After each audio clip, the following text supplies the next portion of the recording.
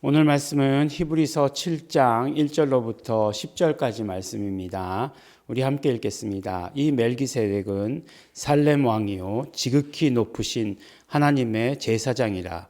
여러 임금을 쳐서 죽이고 돌아오는 아브라함을 만나 복을 빈 자라. 아브라함이 일체 10분의 1을 그에게 나눠 주니라. 그 이름을 번역한즉 첫째 의의 왕이요 또 살렘 왕이니 곧 평강의 왕이요 아비도 없고 어미도 없고 족보도 없고 시작한 날도 없고 생명의 끝도 없어 하나님 아들과 방불하여 항상 제사장으로 있느니라. 이 사람의 어떻게 높은 것을 생각하라. 조상 아브라함이 노략물 중 좋은 것으로 10분의 1을 저에게 주었느니라. 레위 아들들 가운데 제사장의 직분을 받은 자들이 율법을 조차 아브라함의 허리에서 난 자라. 또 자기 형제인 백성에게서 10분의 1을 취하라는 명령을 가졌으나 레위 족보에 들지 아니한 멜기세덱은 아브라함에게서 10분의 1을 취하고 그 약속 얻은 자를 위하여 복을 빌었나니 폐일원하고 낮은 자가 높은 자에게 복 빔을 받느니라. 또 여기는 죽은 자들이 10분의 1을 받았으나 저기는 산다고 증거를 얻은 자가 받았느니라. 또한 10분의 1을 받는 레위도 아브라함으로 말미암아 10분의 1을 바쳤다 할 수 있나니 이는 멜기세덱이 아브라함을 만날 때에 레위는 아직 자기 조상의 허리에 있었음이니라. 아멘. 우리가 히브리서를 보면은 이제 계속해서 이렇게 멈춰져 있는 이렇게 단편적인 이야기가 아니라 쭉 이렇게 이어지는 그런 말씀이다라고 이렇게 보게 됩니다. 그래서 이제 히브리서 4장인가요? 4장에서 보면 굉장히 이렇게 5장인가요? 책망하는 말씀이 나오죠. 지금부터 하는 이야기 굉장히 중요한 이야기인데 너희들이 듣지 못해서 깨닫지 못해서 이야기하지 못하겠다라고 이야기하면서 그럼 어떤 뉘앙스죠? 더 이상 말씀하지 않으실 것 같이 이야기하신 거잖아요.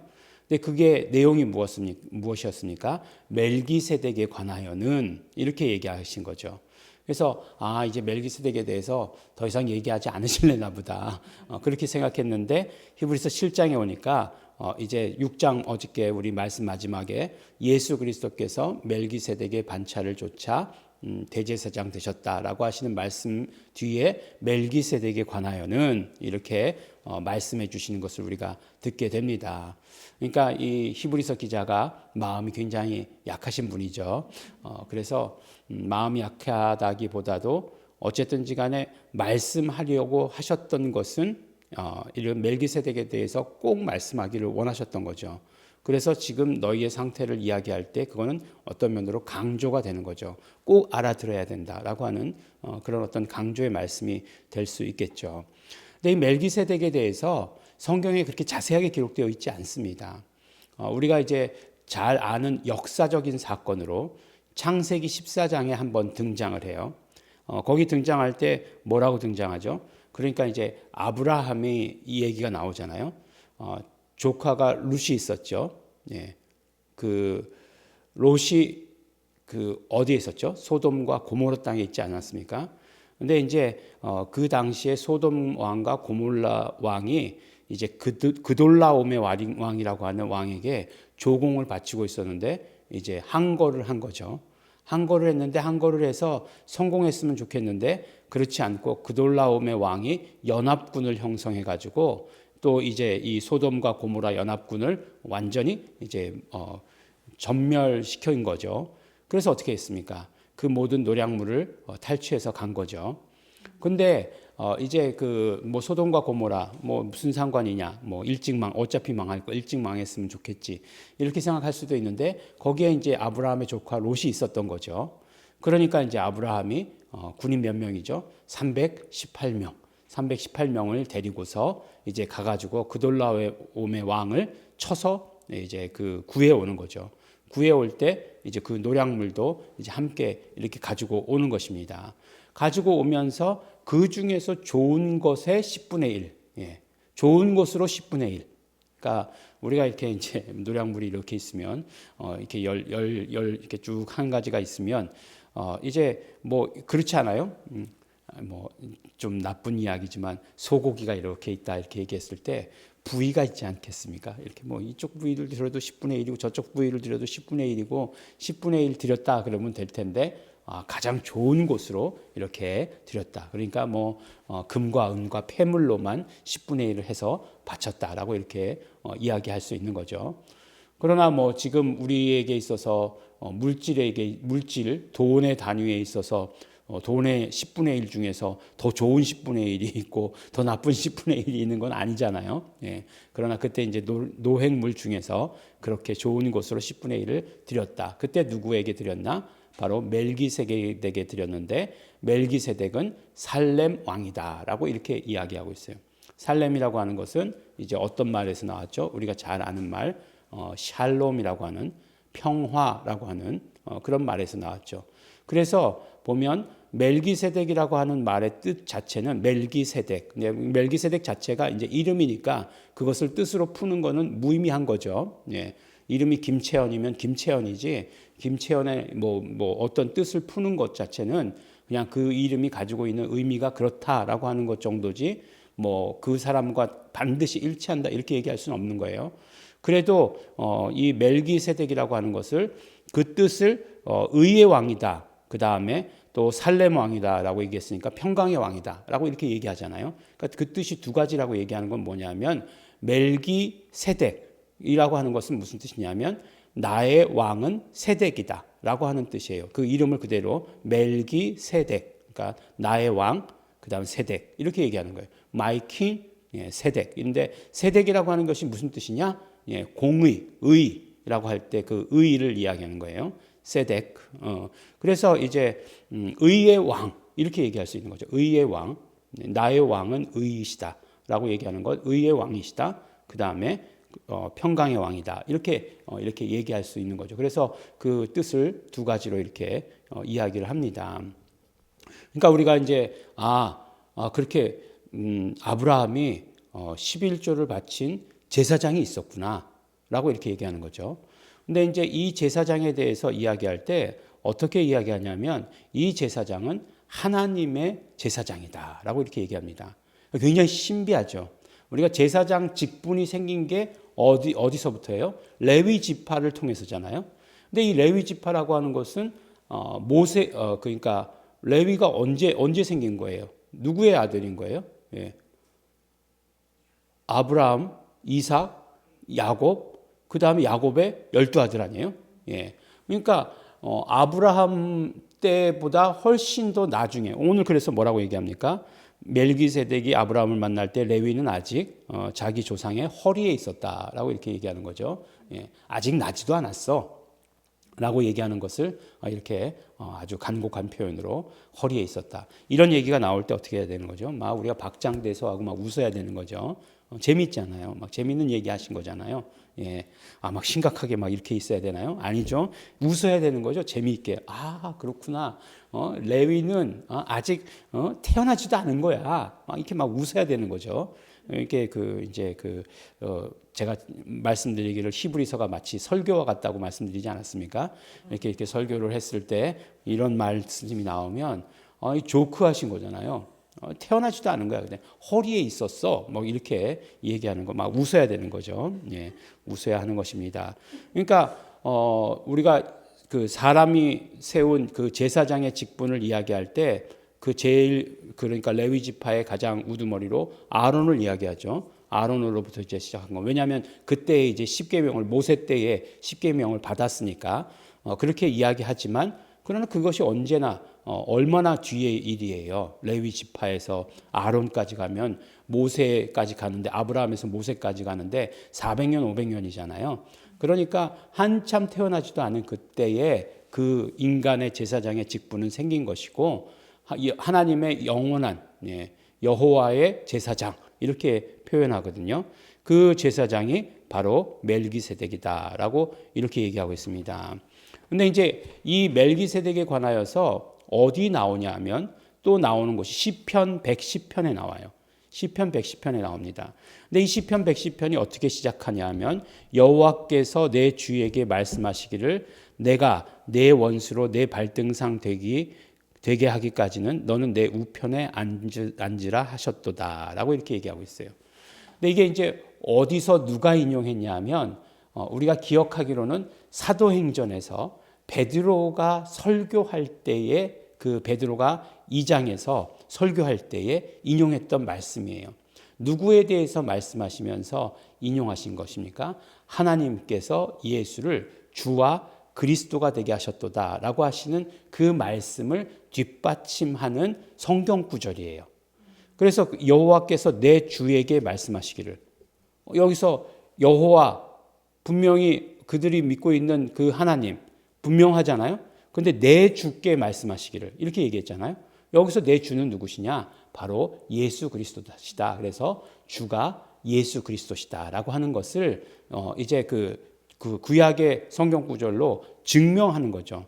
시편에서 봐라. 여호와께서 내 주께 이르시기를 이렇게 얘기했으니까 아니 이렇게 분명한 증거가 있지 않냐라고 베드로가 설교한 거예요. 여러분들 이제 베드로가 2장에서 성령 강림할 때 술 취한 것이 아니다라고 이렇게 얘기하고 그랬을 때 이런 말씀이 있었어. 누구든지 주의 이름을 부르는 자는 구원을 얻으리라. 이 말씀도 기억하고 그러는데 이런 말씀이 있었어. 근데 그거보다 더 중요한 말씀 뭐죠? 하나님이 예수를 주와 그리스도가 되게 하셨다라고 하는 이 선포. 이런 담대한 선포. 담대한 선포. 그 다음에 성령이 너희가 회개하고 예수 이름으로 세례를 받고 성령을 선물로 받으라라고 하시는 그 말씀이 38절 말씀이잖아요. 그러니까 이 일련의 이 굉장히 중요한 말씀들을 뒷받침하는 성경 구절로 110편 1절, 2절이 사용되었죠. 그런데 이 멜기세덱에 관한 이야기가 어디 나오냐? 그 성경 구절 바로 밑에 나온다는 것이에요. 여호와는 맹세하고 변치 아니하시리라 이르시기를 너는 멜기세덱의 반차를 조차 영원한 제사장이라 하셨도다라고 이렇게 얘기하는 거죠. 그러니까 벌써 구약에서 하나님, 예수 그리스도 이게 다 등장하는 거죠. 등장하는 것 아니냐라고 얘기하면서 멜기세덱의 반차를 조차 대제사장이 되셨다라고 하시는 것은 바로 이 말씀을 증명할 뿐만 아니라 예수 그리스도가 선재하셨다, 이미 존재하셨다라고 하는 것을 말씀해 주시는 거죠. 지금 이것이 새벽기도 말씀이죠. 새벽기도 말씀인데 새벽기도 말씀은 쉽고 은혜롭고 그래야 되는데 갑자기 막 그냥 아주 심도 깊은 성경 공부를 하고 있는 것 같은 그런 생각이 들죠. 멜기세덱에 대해서 그냥 신비롭다라고만 이렇게 얘기하는 부분들이 많이 있어요. 지난번에 말씀드릴 때에도 하나님의 어떤 신비로움이 오히려 우리가 하나님을 믿는 데에 더 도움이 되는 것이다라고 말씀을 드렸어요. 왜냐하면은 내가 다 이해할 수 있는 하나님이다라고 이렇게 하는 생각부터가 우리는 고쳐야 되는 거죠. 알고 싶지 않다가 아니에요. 내가 다 알아야 돼. 내 이성으로 딱딱딱 맞는 하나님이어야 돼. 그러면 이미 그분은 하나님이 아니세요. 하나님의 우리가 하나님께서 계시해 주신 부분을 아는 것이지 계시해 주지 않은 부분은 우리가 그 하나님은 알 수 없는 것이죠. 근데 멜기세덱에 대해서도 약간 그런 부분이 있어요. 계시해 주신 부분이 아주 제한적이에요. 그런데 시편에서 이야기하고 있는 것에 대해서는 보면 계속해서 멜기세덱, 하나님, 그 다음에 예수님에 대해서 이야기하고 있는 것을 보게 되는 거죠. 그래서 그것을 주라고 이렇게 묶었죠. 주라고 이렇게 묶어서 이렇게 이야기하고 있는데 바로 예수 그리스도에 대해서 멜기세덱의 반차를 줬는 대제사장. 그 다음에 멜기세덱은 그래서 예수 그리스도의 모형이 되기도 하고, 그 다음에 또 하나님의 영원한 제사장. 그러니까 어떤 중보자라고 하는 그런 개념이죠. 그래서 대제사장이라고 하는 것은 무엇이에요? 하나님과 인간 사이의 중보자잖아요. 그래서 인간의 죄를 고백하고 하나님의 용서의 선포를 받는. 그러니까 예수 그리스도께서 대제사장의 직분이라고 하는 것이 지금 오셔서 그렇게 하신 거 아니에요? 그런데 이제 그것이 어떤 다른 제물이나 그런 것을 필요로 하지 아니하시고 스스로가 대제사장 되시고 희생제물 되시고 그 모든 제사를 관할하시는 분이 되신 그런 분으로 히브리서 기자는 묘사하고 있는 거죠. 네, 좀 어렵죠. 오늘 말씀이 어렵습니다. 그래서 멜기세덱에 관하여서 너희들이 깨닫는 것이 둔하고 어렵다 이렇게 얘기하신 거예요. 근데 멜기세덱에 대해서 깨닫고 나면 우와, 야, 구약에서 이렇게 말씀하신 것들이 있어? 우와, 예수 그리스도에 대해서 이렇게 표현했네? 라고 하는 것을 히브리서 기자만 멜기세덱을 픽업한 거잖아요. 그러니까 이 사람의 어떤 그런 굉장히 깊은 정도의 성경의 이해를 우리가 알 수 있는 거죠. 그냥 쉽게 그냥 얕게 해가지고 막 그냥 죄책감을 막 그냥 뭐 여러 번 지금 이런 상태로 신앙생활 해가지고는 안 됩니다. 뭐 이렇게 얘기해가지고 죄책감을 유발하고 그런 게 아니라 성경을 아주 깊이 파고들어서 이런 부분이 있습니다, 여러분. 이것이 무엇을 이야기하는 것일까요? 이렇게 아주 되게 하신 거죠. 꼭 김치원 목사가 닮았다 이렇게 하고 싶은 거죠. 그래서 언제서부터인가 이번에 논문을 쓰면서부터 이 히브리서가 굉장히 저는 좋아지기 시작했습니다. 그래서 히브리서 기자가 멜기세덱에 대해서 이렇게 말씀하고 있다라고 하는 것을 우리가 듣게 되는 것이죠.